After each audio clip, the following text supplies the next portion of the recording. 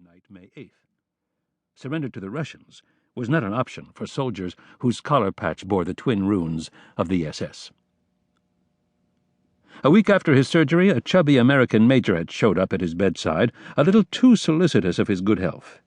He'd asked how his kidney was and confided that a man didn't really need a spleen. All the while, Seyss had known what he was after. So when finally the major demanded his name, he gave it, voluntarily.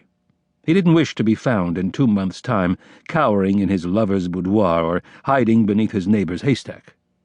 Peeling back his hospital smock, he had lifted his left arm so that the SS blood group number tattooed on its pale flank could be read. The American had checked the group number against that written on his clipboard, then, as if declaring the patient cured, smiled and said, "Eric Siegfried Seyss, you have been identified by the Allied powers as a war criminal and are subject to immediate transfer to an appropriate detention facility where you will be kept in custody until the time of your trial."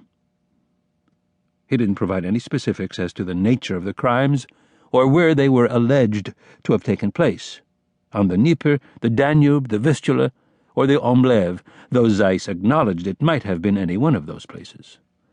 The major had simply produced a pair of handcuffs and locked his right hand to the bed's metal frame. Recalling the moment, Seyss paused to light a cigarette and stare at the fiery silhouette of the mountains surrounding him. He considered the charge again and shook his head.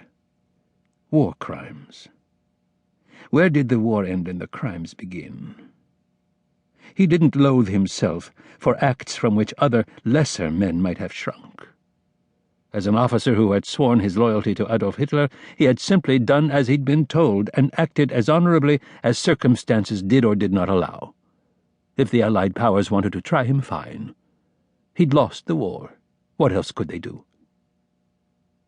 Dismissing his anger, Seyss cut behind the hall, then traversed a dirt infield littered with bales of firewood.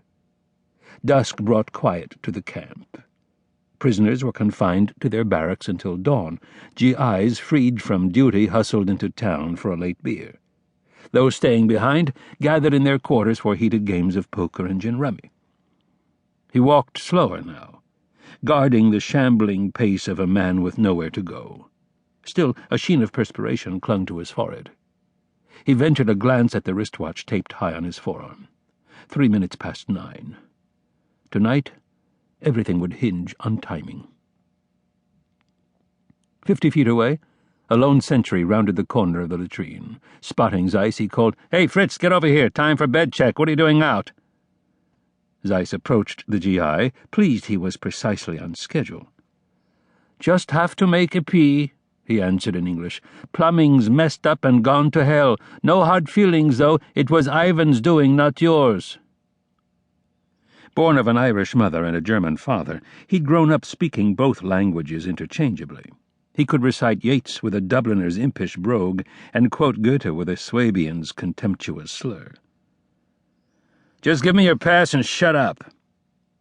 Seyss retrieved a yellow slip from his pocket and handed it over. The pass cited an irregularly functioning kidney as grounds for permission to visit the latrine at all hours. The sentry studied the slip, then pointed at his watch. "Bedtime, Fritz. Curfew in 5 minutes." "Don't worry, Joe. I'll be back in plenty of time for my story. And don't forget a glass of warm milk. I can't sleep without it." The sentry handed him back the pass, even managing a laugh. "Just make it snappy." Seyss said, "Yes, sir," then moved on toward the latrine.